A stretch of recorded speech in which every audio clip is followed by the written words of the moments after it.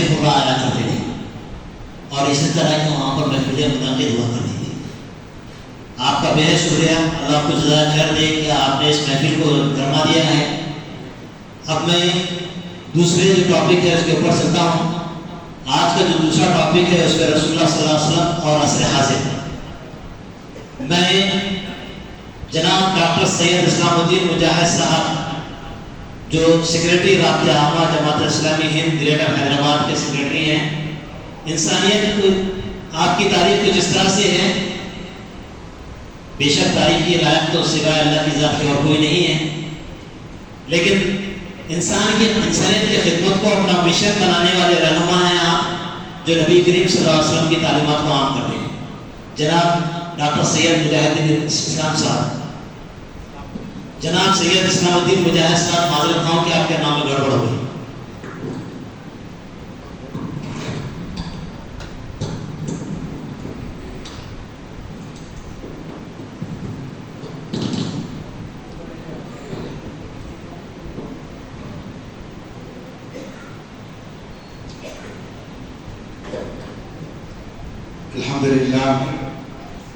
الحمدللہ رب العالمین والصلاة والسلام علی رسول الامین وقائد المجاہدین وعلی آلہ وصحبہ اجمعین والعاقبۃ للمتقین۔ فاعوذ باللہ من الشیطان الرجیم، بسم اللہ الرحمن الرحیم۔ قل یا ایہا الناس انی رسول اللہ الیکم جمیعا، صدق اللہ العظیم۔ ساری حمد ستائش اور ساری کبریائی اس خالق و کون و مکان کے لیے سزاوار ہے جس نے اس کائنات کو وجود بخشا۔ درود و سلام و تمام انبیاء و مرسلین اور بالخصوص خاتم النبیین محمد مصطفیٰ صلی اللہ علیہ وسلم پر کہ جنہوں نے ساری انسانیت کو صراط مستقیم پر گامزن فرمایا۔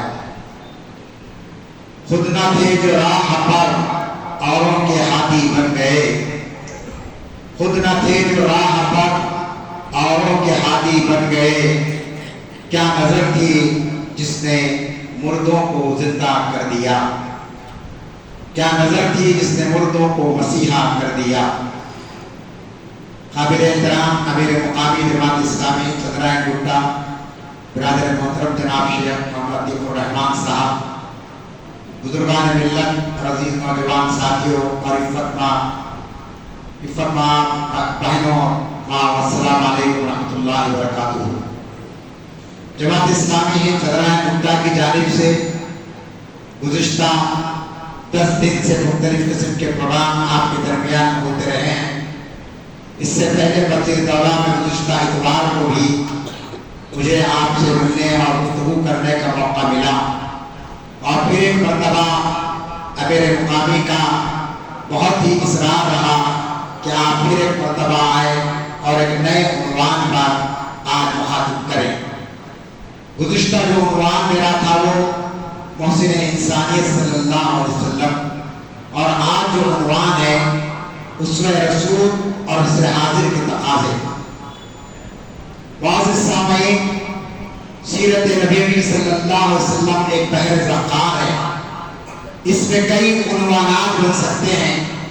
مولانا ابوالکلام آزاد نے ایک جگہ پر لکھا ہے کہ اگر جنگل کے جتنے درخت ہیں ان درختوں کے اگر قلم بنا دیے جائیں اور سمندروں کا جتنا پانی ہے اس سارے پانی کو سیاہی بنا دی جائے، تب بھی سیرت نبوی صلی اللہ علیہ وسلم کو مکمل بیان نہیں کیا جا سکتا۔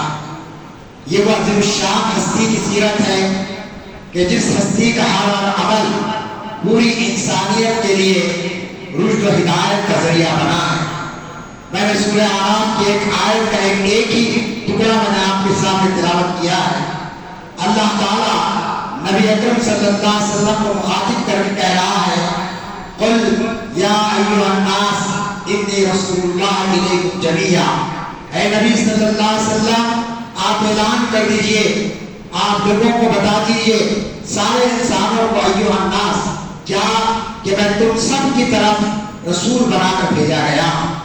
سب کی طرف سے مراد اس میں ہر وہ علاقہ اور ہر وہ قوم ہے جو کہیں پر بھی دنیا میں رہتی ہو، یہ نہیں کہا گیا کہ مخصوص علاقے کے لیے، کوئی مخصوص زمانے کے لیے یا مخصوص قوم کے لیے آپ کو بھیجا گیا، بلکہ کہا گیا کہ انی رسول اللہ علیکم جمیعا، تم میں جتنے لوگ ہیں، کالے ہو کے گورے، تہذیب یافتہ ہو کے غیر متمدن، پڑھے لکھے ہو کے ان پڑھ، سب کے لیے میری زندگی، میری حیات طیبہ تمہارے لیے رہنمائی کا ذریعہ بنے گی، تم اسی کے ذریعے کامیاب اور کامیاب ہو سکتے ہیں۔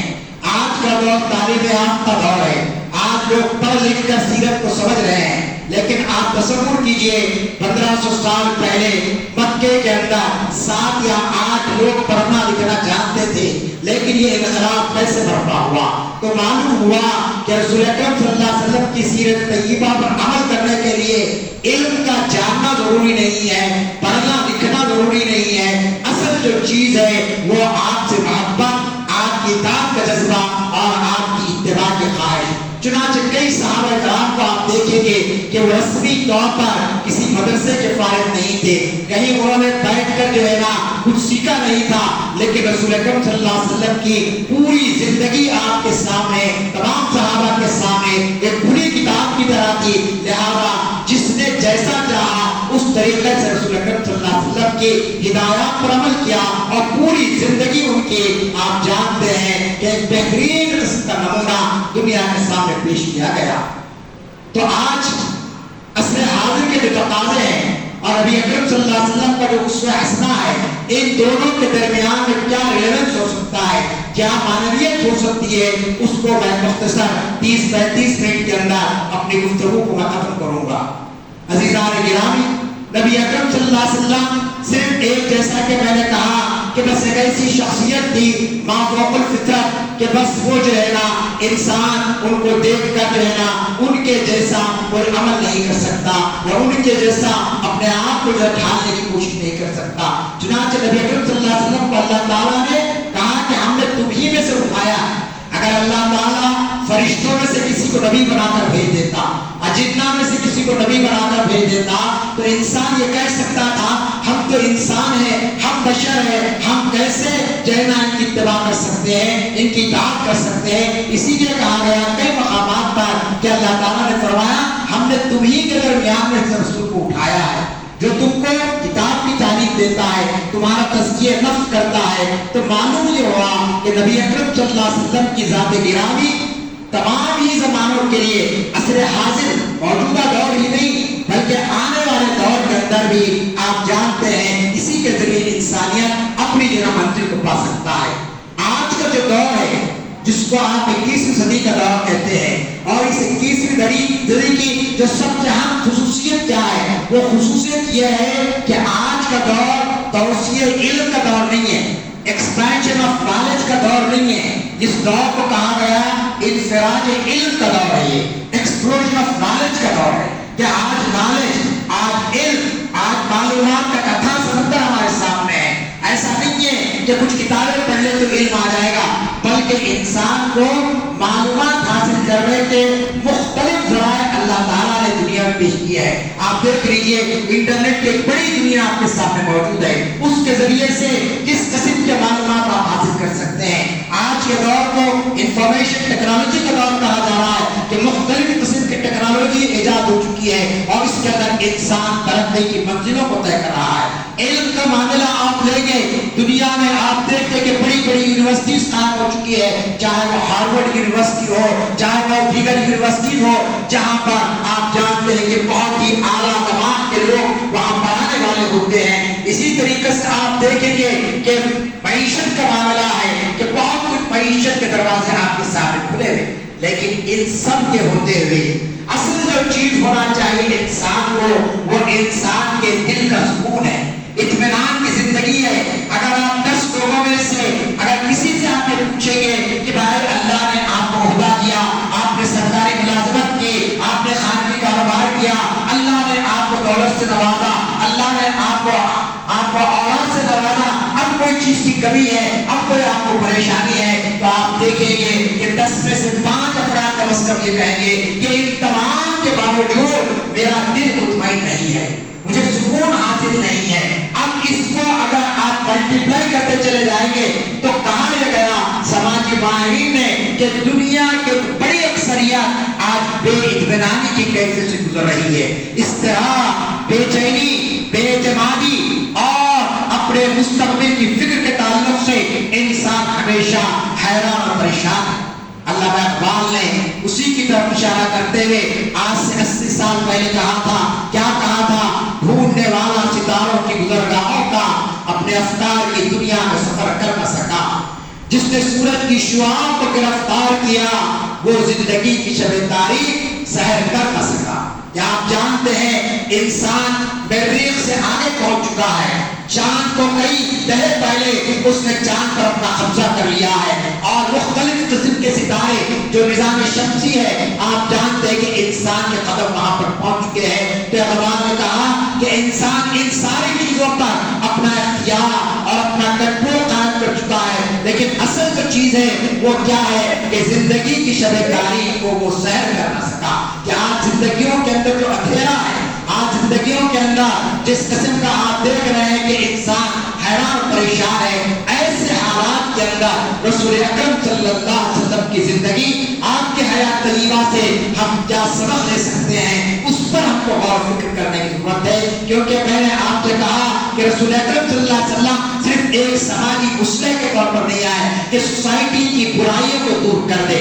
آپ محض ایک ماہر معاشیات نہیں تھے کہ انصار مہاجر کے درمیان میں آپ نے رشتہ قائم کے مواقع کا اور اس کے ذریعے سے مسلمانوں کی معیشت بہتر ہو گئی. آپ محض ایک جو ہے نا مقتدر اعلیٰ ایک حکمران کی طور پر مبعوث نہیں کیے گئے کہ مختلف بادشاہوں کو خطوط لکھے اور معاہدے کیے. یقیناً آپ جو ہے نا ایک حاکم کے حیثیت سے، ایک فوج کے سپہ سالار کے حیثیت سے، ایک سماجی مسئلے کے حیثیت سے اور پھر سب سے بڑھ کر انسانیت کے سب سے بڑے بحیثیت کی حیثیت سے آپ کی اپنی اہمیت اپنی جگہ پر ہے، مسلمہ ہے، اس سے کوئی انکار نہیں کر سکتا ہے. لیکن اس سے بڑھ کر جو آپ کی شخصیت کا پہلو وہ ہے، وہ پہلو یہ ہے کہ آپ نے اس روئے زمین پر بسنے والے ایک ایک انسان جو قیامت تک پیدا ہوگا اس کے لیے آپ نے رہنمائی کا راستہ متعین کر دیا.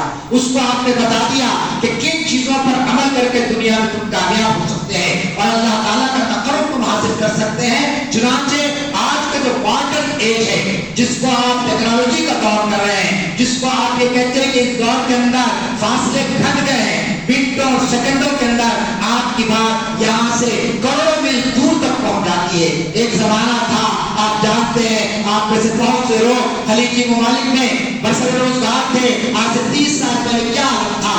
اپنے بیوی بچوں سے، اپنے خاندان والوں سے بات کرنے کے لیے لوگ تعطیل کے دن بیٹھ کر ایک کیسٹ بھرتے پوری اور وہ کیسٹ یہاں پر روانہ کرتے اور گھر کے افراد سارے لوگ بیٹھ کر ٹیپ ریکارڈ میں اس کیسٹ کو داغ کر سنتے.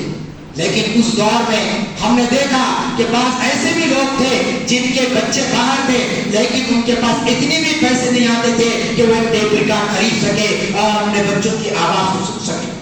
لیکن آج زمانہ اتنا ترقی کر چکا ہے کہ لمحے لمحے کی آپ کو خبر مل جاتی ہے کہ آپ کا بھائی، آپ کا بیٹا گھر سے نکلتا ہے، ایئرپورٹ پہنچتا ہے، پلین میں بیٹھتا ہے، پلین کا سفر کر رہا ہے، کتنے وقت پر وہاں پہنچے گا، پہنچا یا نہیں پہنچا ہے، اس کی اطلاع آپ کو لمحہ پر لمحہ ملتے رہتی ہے. تو اتنی ترقی برف رفتاری کی ہو چکی ہے، فاصلے گھٹ چکے ہیں اور بہت سے ذرائع ابلاغ آپ کے سامنے آ چکے ہیں. معلومات ایک اتھا سمندر ہے، لیکن ان کے بیچ جو سب سے بڑا خلا پیدا ہوا ہے وہ خلا ہے انسانیت کا سسکنا. آج جانتے ہیں کہ آپ ایک طرف دیکھیں کہ بڑے بڑے ٹاورز قائم کر لیے ہم نے، ہائی ٹیک سٹی آپ چلے جائیے، فائنانشل سٹی کو آپ چلے جائیے، منی کنڈا کے مختلف علاقوں میں آپ جائیے تو ایسا محسوس ہوتا ہے کہ ہندوستان کی جو 140 کروڑ عوام ہے اس سے کوئی بھوکا ننگا باقی نہیں رہا. اس کے اندر کوئی انسان ایسا نہیں ہے کہ جس کو جیسے ایک بہترین قسم کا مکان نہ ملا ہو، جس کے گھر کے سامنے ایک بہترین گاڑی نہ کھڑی ہو. کیونکہ وہاں جگمگاتی دنیا ہے، اس کو دیکھنے کے بعد آپ تصور کرتے ہیں کہ واقعی ہندوستان بہت ہی شاندار ملک ہے اور جو کہا جاتا تھا سونے کی چڑیا وہ آج بھی سونے کی چڑیا ہے.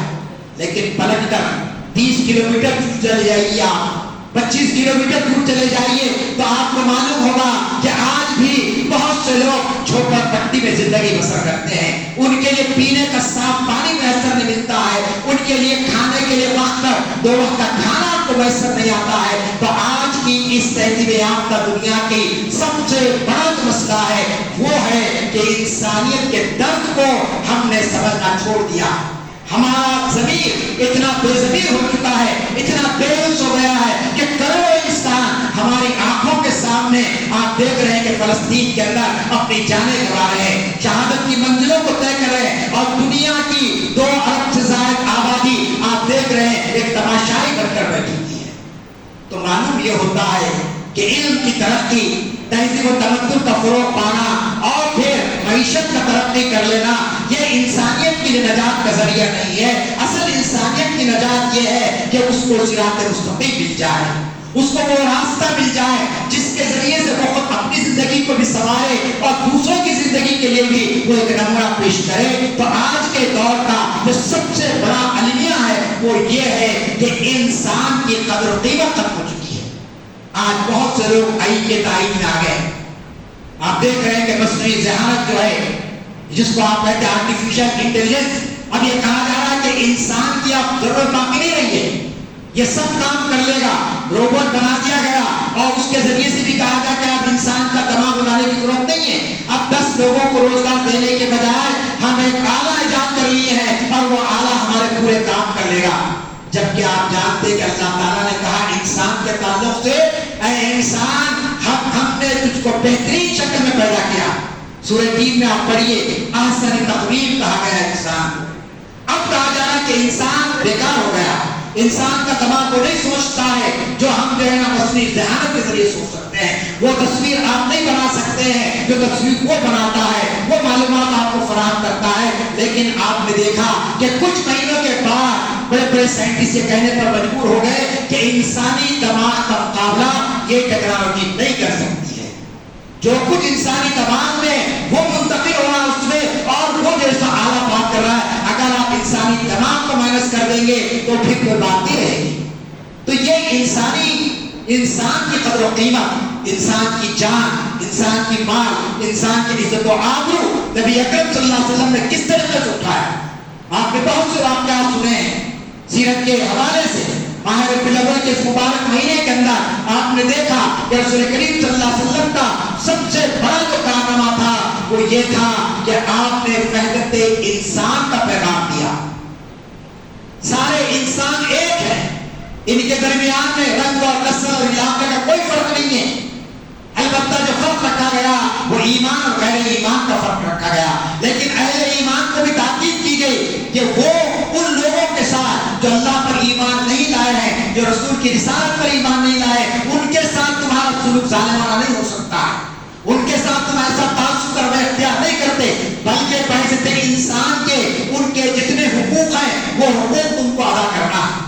نبی اکرم صلی اللہ علیہ وسلم کا وہ مشہور قول آپ جانتے ہیں, آپ نے فرمایا کہ سارے لوگ آدم کے اولاد ہیں اور آدم مٹی سے پیدا کیے گئے.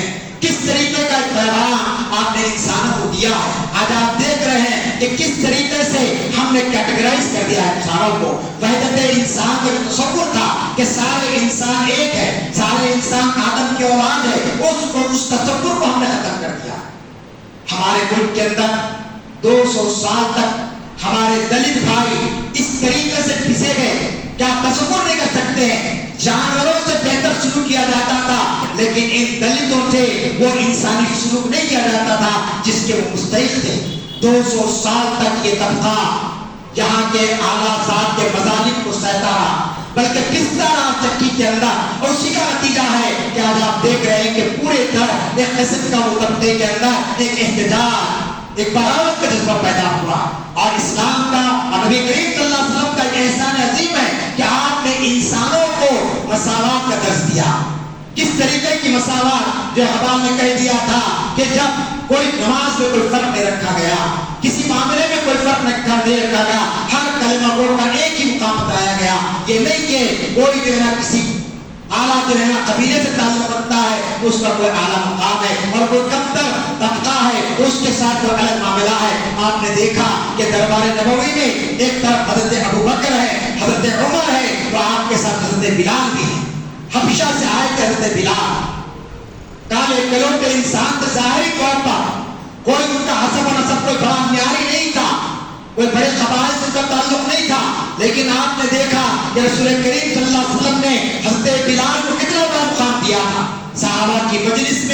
اگر آپ کی نظر ٹکتی جا کر تو حضرت بلال کو ٹکتی.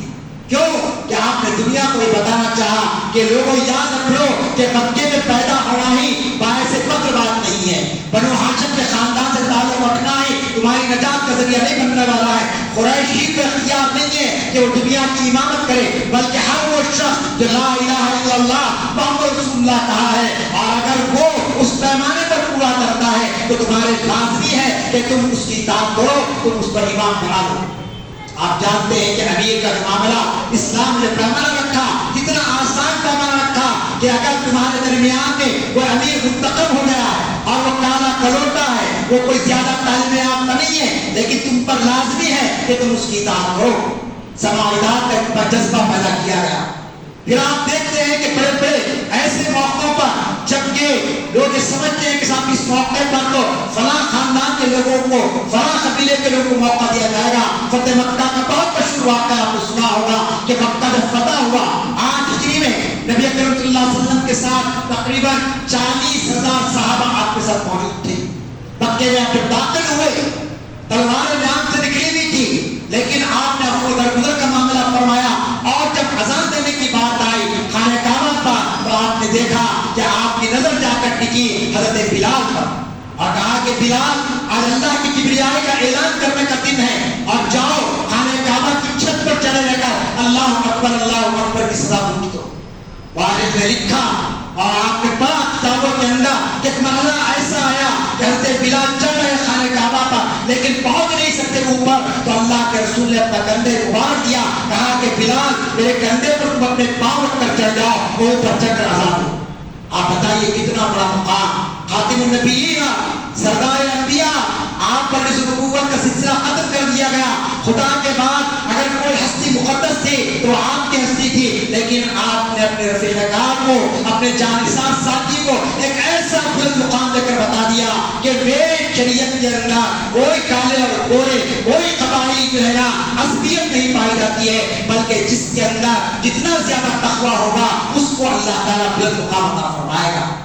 تو عزیزان گرامی، یہ جو وحدت انسانی کا پیغام ہے، اس پیغام کو عام کرنے کی ضرورت ہے. دوسرا، آج کے عصری دور کا سب سے بڑا جو مسئلہ ہے وہ انسانی حقوق کی پامالی کا.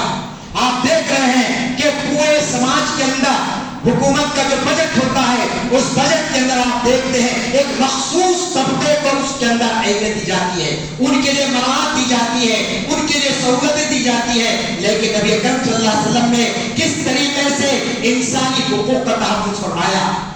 پوری آپ کے حیات طیبہ میں ایک ادنا مثال آپ نہیں پیش کر سکتے ہیں کہ جہاں نبی اکرم صلی اللہ علیہ وسلم نے انسانوں کے حقوق کے معاملے میں کسی جیسا غفلت کا معاملہ کیا ہو. اس میں انسانوں میں خواتین بھی ہے، ان میں غلام بھی ہے، ان میں بچے بھی ہیں، ان میں وہ لوگ بھی جو سماج کے محروم طبقے ہیں. آج یہ الزام لگایا جاتا ہے آج کے دور کا کہ اسلام میں عورتوں کو مقام نہیں دیا گیا. عورتوں کا جو مستحق مقام ہے وہ مقام ان کو نہیں دیا گیا ہے، ان کو 4 دیواری میں بند کر کے رکھ دیا گیا ہے، ان کے لیے تعلیم کے دروازے بند کر کے رکھے ہیں. یہ پروپیگنڈا میڈیا کے ذریعے اور مذہب بیزار لوگوں کی جانب سے بار بار پیش کیا جاتا ہے. شعبان مقدمہ چلا 1986 میں، آپ کو معلوم ہونا چاہیے کہ نان کا جو مسئلہ آیا اور سپریم کورٹ نے ایک فیصلہ دیا. اس فیصلے کے اندر یہی بات لکھی گئی تھی کہ یہ جو مسلمان ہیں اپنے عورتوں کے ساتھ انصاف نہیں کرتے ہیں، لہذا ہم یہ عدت کی مدت کو ختم کر رہے ہیں، اور عورت کو جو حق ہے کہ وہ عمر بھر عدت کے بعد بھی رسنا رکھنے کا مطالبہ کر سکے. اس پر مسلمانوں نے احتجاج کیا اور نتیجہ آپ کے سامنے. تو آج بھی یہ پروپیگنڈا ہوتا ہے کہ عورتوں کے ساتھ انصاف نہیں ہو رہا ہے، جبکہ آپ جانتے ہیں معلوم تاریخ کو اگر آپ پڑھیں گے تو سوائے اسلام کے اور سوائے نبی اکرم صلی اللہ علیہ وسلم کے کسی نے بھی عورت کو اس کا وہ مستحق مقام عطا نہیں فرمایا جو آپ صلی اللہ علیہ وسلم نے دیا. آپ نے فرمایا کہ تمہاری جنت ہے، وہ جنت تمہارے پاؤں کے قدموں کے نیچے ہے.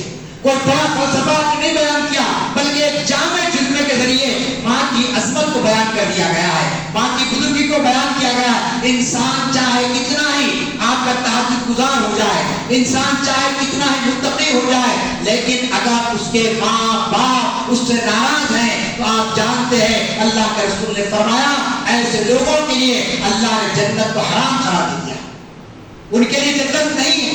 بہت مشہور ایک صحابی رسول کا واقعہ آپ نے پڑھا کہ اللہ کے ایک صحابی رسول کا انتقال کا وقت آیا, حالت نزا میں آیا, نہ موت ہو رہی ہے نہ زندگی ہو رہی ہے.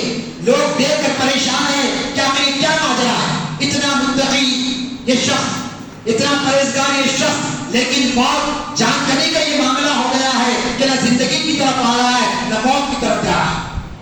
اللہ کے رسول کو خبر ہوئی, اللہ کے رسول کو تشریف لائے اور دیکھا کہ بہت ہی نازک ترین معاملہ ہے.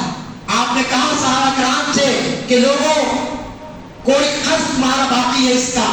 لوگوں نے کہا کہ کوئی قرض باقی نہیں ہے. کہا کہ انہوں نے کسی کو ستایا ہے, کوئی الزام تراشی کی؟ سب نے کہا کہ کچھ نہیں ہمارا معاملہ. آپ صلی اللہ علیہ وسلم نے فرمایا کیا ان کی ماں زندہ ہے؟ حضرت علقمہ کا یہ واقعہ, اس صحابی کا نام میں کہہ رہا ہوں. کیا آپ جانتے کہ اللہ کے رسول نے کہا کہ ان کی ماں زندہ ہے؟ تو لوگوں نے کہا ہاں ماں زندہ ہے. آپ نے کہا کہ ماں کو بلاؤ. ماں کو بلایا گیا اور پوچھا کہ ماں آخر یہ معاملہ کیا ہے؟ کہا کہ میرا بیٹا بہت ہی ایماندار, بہت ہی متقی تھا, لیکن میں اس سے ناراض تھا. میں اس سے ناراض ہوں اس کے کچھ افعال کی وجہ سے. اللہ کے رسول کا قول کیا تھا؟ کہا کہ اے ماں اگر تو یہ بات نہیں کرے گی تو یہ شخص کی جان نہیں جائے گی, یہ اسی طریقے سے تڑپتا رہے گا. اور کچھ لمحوں کے بعد اللہ کے رسول نے کہا کہ لوگوں لکڑیاں جمع کرو. لکڑیاں جمع کی گئی اور کہا جب آگ سلگنے والی تھی وہ ماں دوڑتی بھی آئی اور کہا کہ اللہ کے رسول آپ کیا کر رہے ہیں؟ کہا کہ میں اسے جلا رہا ہوں تاکہ دوزخ کے عذاب سے بچ سکے. اس وقت میں نے کہا کہ اللہ کے رسول گواہ رہیا کہ میں نے اپنے بیٹے کو معاف کر دیا, اللہ کی رضا کے لیے معاف کر دیا. ماں کی زبان سے الفاظ نکلے اور ادھر علقمہ کی روح جسم سے برباد ہو گئی. یہ مقام بلند جو اللہ کے رسول نے ماں کو دیا ہے, اس کا عملی مظاہرہ دنیا نے اپنے سامنے دیکھ لیا ہے. تو آج دنیا بتائیے مجھے کوئی شخص کہہ سکتا ہے آج کتنے اولڈ ایج ہوم چل رہے ہیں, مغرب کو دیکھ کر حملے بھی شروع کر دیا ہے, لیکن اس کی تعداد بھی بہت کم ہے. غیروں میں آپ جا کر دیکھیں گے کہ اگر باپ 70 سال کا ہو گیا, ماں 60 سال کی ہو گئی تو بنا جھجک جو لوگ جاتے ہیں اور لے جا کر اس کو اولڈ ایج ہوم میں شریک کر دیتے ہیں. بیٹیوں کے تعلق سے وہ مکی معاشرہ جہاں پر پیٹ سے پیدا ہونے والے اولاد کو زندہ دفن کر دیا جاتا تھا, بیٹی کی پیدائش سب سے زیادہ ندامت کا بات بن جاتی تھی. معاشرے میں انسان سر اٹھا کے جی نہیں سکتا تھا, کہتا تھا کہ میری بیٹی کی پیدائش نے میرے سر کو جھکا دیا. اس ماحول کے اندر اللہ کے رسول نے کیا فرمایا؟ کہا کہ لوگوں یاد رکھ لو کہ جس کی 3 بیٹیاں ہیں اور ان 3 بیٹیوں کی ماں باپ نے صحیح تربیت کی, ان کی تعلیم و تربیت کا بہترین انتظام کیا اور ان کا ایک اچھی جگہ پر نکاح کر دیا, تو یاد رکھ لو کہ وہ اور میں اس طریقے سے جنت میں رہیں گے. اشارہ کر کے آپ نے بتایا 2 بیویوں کو ملا, کہا کہ اس طریقے سے جڑ کر ہم رہیں گے وہاں پر. صحابہ کرام نے پوچھا کہ اللہ کے رسول اگر کسی کی 2 بیٹیاں ہیں تو کہا کہ 2 بیٹیوں کا بھی معاملہ ایسے ہوگا, کوئی ماں باپ اپنے 2 بیٹیوں کی صحیح تربیت کریں گے تو ان کے ساتھ بھی یہی معاملہ ہوگا. آخر میں پھر لوگوں نے پوچھا اگر کسی کو ایک ہی بیٹی ہے, آپ غور فرمائیے کس طریقے سے صحابہ کرام کھوج کرتے تھے, کس طریقے جستجو کر کے پوچھتے تھے تاکہ آنے والے لوگوں کو معلوم ہو جائے کہ کس طریقے سے رسول کریم صلی اللہ علیہ وسلم نے تربیت فرمائی ہماری. کہا کہ اگر ایک لڑکی بھی ہے, اس ایک لڑکی بھی انہوں نے تربیت سے انداز کی تو وہ اور میں اس طریقے سے جنت میں رہیں گے. اب آپ بتائیے اللہ کی قدرت ہے. قرآن مجید کہتا ہے ہم ہی ہیں, اللہ تعالیٰ ہی ہے جو کسی کو بچے ہی دیتا ہے, لڑکیاں نہیں دیتا ہے, کسی کو لڑکیاں نہیں دیتا ہے, لڑکے نہیں دیتا ہے. اور اللہ کی یہ بھی قدرت ہے کسی کو نہ لڑکے دیتا ہے نہ لڑکیاں دیتا ہے. اب آپ بتائیے کتنا بڑا یہ احسان عورت پر ہوا. آج بعض لوگ جو جاہل قسم کے ہیں, اولاد نہیں ہوتی ہے تو بے سروپا الزامات خواتین پر لگا دیتے ہیں, مختلف قسم کے ان کے تعلق سے جو ہے نا باتیں کی جاتی ہے. لیکن قرآن کہہ رہا ہے, اللہ کا اعلان ہے ہم ہیں دینے والے. جس کو اولاد نہیں ہے اس کو اللہ کے سامنے گڑ گڑانا چاہیے, جو اولاد چاہتا ہے وہ گڑ گڑانا چاہیے, تو استغفار کرنی چاہیے. اس کے باوجود اگر اللہ پناہ دے تو اللہ کی مشیت. اب آپ بتائیے کس طریقے سے خواتین کے معاملے کو آپ نے اس طریقے سے فرمایا. پھر اسی طریقے سے آپ دیکھتے ہیں کہ حجۃ الوداع کے موقع پر بار بار آپ کی زبان رسالت سے کیا الفاظ کرتے تھے؟ آپ نے یہی کہا کہ دیکھو لوگوں اپنے عورتوں کا خاص خیال رکھو, وہ آپ جی رہے ہیں. اگر تم ان پر سختی کرو گے تو یہ ٹوٹ جائیں گی، لہذا ان کا تم بہترین طریقے سے ان کے ساتھ حسن سلوک کا معاملہ کرو۔ حتیٰ کہ جب آپ کا آخری وقت آ گیا، ایسے وقت جب کہ نزاع کی کیفیت تھی، اس وقت بھی آپ کی زبان پر جو الفاظ تھے، سیرت نگاروں نے لکھا کہ وہ عورتوں کے حقوق کے معاملے میں تھے۔ بار بار آپ کہتے تھے کہ لوگوں عورتوں کے حقوق کا خیال رکھو، عورتوں کے ساتھ نرم روی سے پیش آؤ، عورتوں کے ساتھ حسن سلوک کرو۔ آپ بتائیے آج یہ الزام لگایا جاتا ہے کہ مسلمان اور اسلام عورتوں کے حقوق ادا نہیں کرتا ہے، عورتوں کو آزادی نہیں دیتا ہے۔ کیا میری اور آپ کی ذمہ داری نہیں ہے کہ سیرت کے ان جلسوں کے ذریعے ربیع الاول کے مبارک مہینے کے اندر ہم یہ بتانے کی کوشش کریں آج انسانیت جن سلگتے ہوئے مسائل سے گزر رہی ہے، ان مسائل کا حل بھی حیات طیبہ میں موجود ہے۔ ہم صرف مسلمان عورت کی بات نہیں کر رہے، ہم اس زمین پر بسنے والی ہر عورت کی بات کر رہے ہیں۔ آج دیگر مذاہب کا معاملہ دیکھیے کہ کس قسم سے وہاں پر عورتوں کے ساتھ سلوک ہو رہا ہے، کتنے شادی شدہ عورتیں اپنے آپ کو جلا کر مار رہی ہیں محض بنیاد پر کہ ان کے ماں باپ نے ان کے جہیز کا انتظام نہیں کیا، جتنا دینا تھا وہ نہیں دے سکے۔ تو یہ صورتحال ہے۔ تو آج حقوق انسانی کی بات کرنے والے، حقوق نسوان کی بات کرنے والے، ان کے سامنے ہم کو یہ پیش کرنے کی ضرورت ہے کہ جو شریعت آج سے 1500 سال پہلے دنیا میں آئی، وہ شریعت کا ایک ایک جز آج بھی انسانیت کے لیے نجات دہندہ بن سکتا ہے۔ پھر اسی طریقے سے آپ جانتے ہیں کہ آج کی دنیا کا ایک سب سے بڑا مسئلہ ہے وہ بچوں اور مجبوروں کا استحصال ہے، ایکسپلائٹیشن۔ آپ جانتے ہیں کہ بچہ مزدوری ایک بہت بڑی وبا بن چکی ہے، ایک بہت بڑی لعنت بن چکی ہے۔ حکومت کے بہت سارے دعووں کے باوجود آپ جانتے ہیں کہ جو بچے اسکولوں میں تعلیم حاصل کرتے ہیں ان کا فیصد کتنا ہے، اور وہ بچے جو سڑکوں پر پنچر جوڑتے ہیں، ہوٹلوں میں پیالیاں دھوتے ہیں، ان کا پرسنٹیج آپ نکالیں گے تو آپ حیران ہو جائیں گے اسکول اور کالج میں پڑھنے والوں سے کئی گنا یہ مجبور اور بےکس بچے۔ نبی اکرم صلی اللہ علیہ وسلم نے کس طریقے سے اس بیماری کو ختم کیا، کس طریقے سے کہا کہ ان بچوں کی تعلیم و تربیت کا انتظام کرنا والدین کی ذمہ داری ہے۔ اللہ کے رسول نے فرمایا کہ کلکم راعی وکلکم مسئول عن رعیتہ، تم میں کا ہر شخص ذمہ دار ہے اور اس کو اس کی ذمہ داری کے تعلق سے پوچھا جائے گا۔ شوہر کو پوچھا جائے گا بیوی کے تعلق سے، ماں باپ کو پوچھا جائے گا اولاد کے تعلق سے، حاکم کو پوچھا جائے گا رعایا کے تعلق سے۔ اب آپ بتائیے ہم سیرت رسول کو نہیں پڑھتے ہیں، ہم قرآن مجید کی آیات پر غور و فکر نہیں کرتے ہیں، ہم اپنے بچے کی خرابی کی ذمہ داری اسکول پر ڈال دیتے ہیں، محلے والوں پر ڈال دیتے ہیں، فلاں چنا پر ڈال دیتے ہیں، جبکہ اولاد کی تربیت کی ذمہ داری راست طور پر والدین پر آتی ہے۔ کیا بات ہے کہ وہ کیسی مائیں تھے کہ جن کی گود سے حضرت خالد پیدا ہوئے، مصعب بن عمر پیدا ہوئے، اور اسی طریقے سے دلیل القدر صحابہ پیدا ہوئے، اور ایسے معصوم بچے پیدا ہوئے جبکہ آپ جانتے ہیں 9 سال 10 سال کے بچے اللہ کے رسول کے پاس آتے ہیں اور کہتے ہیں کہ اللہ کے رسول ہم کو اجازت دیجیے کہ ہم جنگ میں شریک ہو سکیں، ہم جہاد میں شریک ہو سکیں۔ بتائیے کون سی مدرسے کی تعلیم تھی، کون سا ان کے سامنے باز کیا گیا تھا؟ لازمی چیز ہے کہ ان کی ماں کی گودوں میں انہوں نے یہ سبق سیکھا تھا کہ یہ زندگی اللہ کی امانت ہے اور وقت آنے پر یہ امانت اس کے حوالے ہم کو کرنا۔ آج ہماری مائیں، آج ہمارے باپ کیا اپنے بچوں کی اس انداز میں تربیت کیے کہ جس کی بنیاد پر وہ یہ سوچنے لگے کہ ہمارا دنیا میں آنے کا مقصد کیا ہے، ہم کس قسم کا پیغام دنیا میں لے کر ہم کو عام کرنے کی ضرورت ہے۔ عزیزان گرامی، تو آج کی دنیا کا ایک بڑا مسئلہ یہ ہے کہ نوجوان نسل ہم یہ کہہ رہے کہ گمراہ ہو رہی ہے، ہم یہ کہہ رہے کہ بیرامی کا شکار ہو گئی ہے، ہم یہ کہہ رہے کہ دین سے دور ہو رہی ہے، لیکن ہماری اپنی کتنی ذمہ داری ہے۔ کلکم راعی اور کلکم مسئول عن رعیتہ کی روشنی میں اگر آپ غور کریں گے تو اس مسئلے کا حل اللہ کے رسول نے پیش فرما دیا کہ تم اپنی ذمہ داری کو محسوس کرو گے تو یہ بحران کبھی تمہاری معاشرے میں نہیں پیدا ہوگا، تمہاری زبان پر کبھی نہیں آئے گا کہ ہمارے معاشرے کے بچے بے راہ ہو گئے، ہمارے معاشرہ خراب ہو چکا ہے، ہمارا معاشرہ انحطاط کا شکار ہو چکا ہے۔ پھر اس کے بعد آپ جانتے ہیں کہ رسول اکرم صلی اللہ علیہ وسلم نے جس طریقے سے میں نے کہا کہ سب سے جو کارنامہ آپ کا یہ رہا کہ آپ نے وحدت انسان کے ذریعے انسان کے حقیقی مقام کو لوگوں کے ساتھ شناس کرایا۔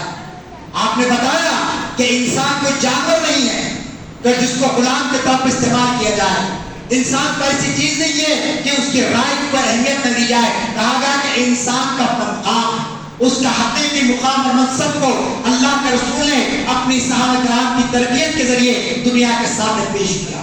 اور آج دنیا کے سارے کانسٹیٹیوشن یہ بات مانتے ہیں as a citizen of India he has so many rights, religious right, political rights, civil rights. Hindustan کا دستور اٹھا کر پڑھیا as a citizen of India ہے. وہاں ایز اے پرائم منسٹر نہیں لکھا گیا، as a member of parliament نہیں لکھا گیا، وہاں as a member of legislature یا اسمبلی نہیں لکھا گیا، بلکہ کہا گیا as a citizen of India every citizen has equal rights and equal opportunities. کہ ہر ایک کو یکساں مواقع دیے گئے، ہر ایک کو یکساں حقوق دیے گئے. یہ تصور کہاں سے آیا؟ یہ تصور نبی اکرم صلی اللہ علیہ وسلم کے اس حجۃ الوداع سے آیا جس میں آپ نے فرمایا کہ لوگوں یاد رکھ لو، کسی کالے کو کسی گورے پر، کسی گورے کو کسی کالے پر، کسی عربی کو کسی عجمی پر، کسی عجمی کو کسی آپ کے جیسے عربی پر کوئی فوقیت حاصل نہیں ہے الا یہ کہ تقوی کی بنیاد پر. اقوام متحدہ یونو کا چارٹر ہے جس کا آپ منشور کہتے ہیں، وہ چارٹر اگر آپ پڑھیں گے تو ڈاکٹر حمید اللہ جن کا تعلق حیدرآباد سے رہا ہے، جنہوں نے سیرت النبی پر غیر معمولی کام کیا، ان کی بہت مشہور کتاب ہے، آپ پڑھیے بیٹل فیلڈز آف پروفٹ محمد صلی اللہ علیہ وسلم. جنگ بدر سے لے کر فتح مکہ تک جتنی جنگیں ہوئی ہے، ڈاکٹر حمید اللہ اس مقام تک ہے جہاں جنگ بدر ہوئی، جہاں جنگ احد ہوئی، جنگ احزاب ہوئی، فتح مکہ جیسے حالات ہوا. آپ تشریف لے گئے ہر جگہ پر، دیکھا وہاں جغرافیائی طور پر یہ کیسے کامیابی مسلمانوں کو ملی، اور اس کے بعد انہوں نے کتاب لکھی ہے. لائبریری میں بیٹھ کر یا انٹرنیٹ سے ڈاٹا نکال کر کتاب لکھنا بڑا آسان ہے، لیکن جائے واقعات پر جا کر، مقام پر جا کر 1400 سال پہلے اللہ کے رسول نے کیسے ہجرت کی، مکے سے مدینہ تک انہوں نے سفر کیا. آپ جانتے کہ غیر معمولی شخصیت تھی، جامعہ نظامیہ کی فارغ التحصیل تھی، عثمانیہ یونیورسٹی سے LLM کیا انہوں نے، پروفیسر رہے، کچھ عرصہ یہاں پر رہے. سقوط حیدرآباد کا واقعہ ہوگا، یہاں سے وفد گیا تھا لندن کو حیدرآباد کو بچانے کے لیے، اس وفد کے رکن تھے، لیکن وہاں بات چیت میں ڈیلے کیا گیا ایک سازش کے تحت، اور اس دوران پولیس ایکشن ہو گیا. یہاں پر حمید اللہ نے کہا کہ میں آزاد ملک سے آیا ہوں، اب غلام ملک کو نہیں جاؤں گا. پھر وہ کبھی حیدرآباد کو نہیں آیا.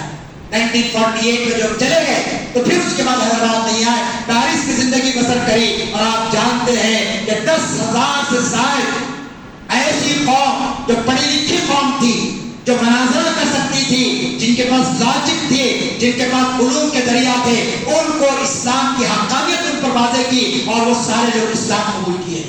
اتنا بڑا کام کا انہوں نے سیرت طیبہ کو اپنی زندگی کا مشن بنایا. رسول اکرم صلی اللہ علیہ وسلم کی سیاسی زندگی ان کی بہت ہی بارک تلاوت کتاب. انہوں نے اس کتاب میں لکھا کہ اقوام متحدہ کا چارٹر ہے یہ جو لٹکایا گیا یونانوں میں، اس میں انہوں نے بددیانتی کی. یہ انگریزوں کی سازش تھی اور ان کی تقدیری تھی کہ انہوں نے رسول اکرم صلی اللہ علیہ وسلم کے وہ سارے حجۃ الوداع کے پوائنٹس لیے، لیکن یہ نہیں لکھا کہ یہ سارے پوائنٹس ہم نے پروفٹ محمد صلی اللہ علیہ وسلم کے لاسٹ سرمن سے لیے ہیں. یہ لکھنا چاہیے تھا. ہم بار بار ہمارے دانشور، ہمارے مقررین کہتے ہیں کہ اقوام متحدہ کا چارٹر ہے، بہت بہترین چارٹر ہے، اس کو اپنانا چاہیے.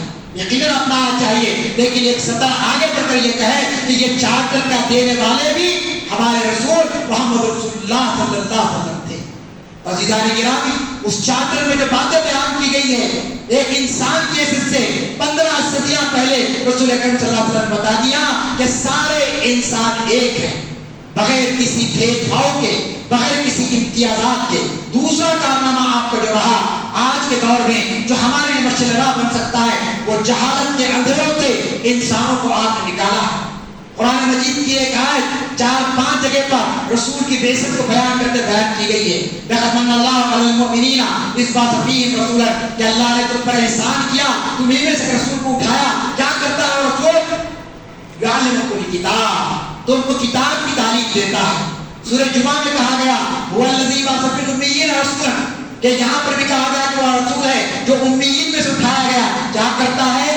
وہی بات کرتا ہے، یعلم الکتاب. سورہ بقرہ میں کہا گیا کما ارسلنا فیکم رسولا یتلو علیکم آیاتی ویزکیکم ویعلمکم الکتاب. آپ دیکھیں یہاں پر بھی کہا گیا کہ جس رسول کو ہم نے بھیجا ہے وہ کتاب کی تعلیم دیتا. عزیزان گرامی، یہ بات یاد رکھ لیجئے، مسلمان ہو اور جاہل ہو، یہ ایمان کے تقاضے نہیں ہے۔ کوئی شخص، آپ کتنے ہی غریب ہوں، آپ ڈیلی ویجز کے مزدور ہوں گے، لیکن آپ کو آپ کی اولاد کو تعلیم دلانا آپ کی دینی ذمہ داری ہے۔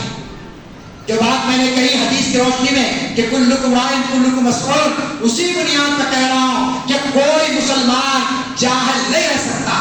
اگر وہ جاہل ہے تو یہ سمجھنا چاہیے کہ اس نے اسلام کو نہیں سمجھا۔ جہالت اور ایمان دونوں ایک جگہ پر جمع نہیں ہو سکتے۔ یہ سینے میں جب ایمان کی روشنی رہے گی تو جہالت کا خاتمہ ہونا ضروری ہے۔ اور پھر آپ جانتے ہیں کہ رسول کریم صلی اللہ علیہ وسلم پر جو سب سے پہلی وحی نازل ہوئی، جو آپ پڑھتے ہیں سورہ علق کی آیات، اقرأ باسم ربک الذی خلق، خلق الانسان من علق، کیا آپ جانتے ہیں 5 آیات تھیں علم کے متعلق؟ تو رسول کریم صلی اللہ علیہ وسلم کا یہ زبردست کارنامہ رہا کہ آپ نے ایک ایسے معاشرے کے اندر جو جہالت کے کھٹا ٹوپ لے کر پٹا ہوا تھا، جہاں کوئی جو علم کی کوئی بات نہیں کی جا سکتی تھی، ایسے ماحول کے اندر آپ نے لوگوں کے اندر جہالت سے ان کو نکالا، اندھیروں سے نکالا، توحید کی طرف لایا، کفر اور شرک کی جو ہے نا جو گمراہیاں تھی اس سے ان کو آپ نے نکالا۔ آج کی عصری دنیا علم کی بات کر رہی ہے، آج کی عصری دنیا تعلیم کو عام کرنے کی بات کر رہی ہے، لیکن اس کے باوجود آج حکومتوں کا بجٹ دیکھیں کتنا ہے۔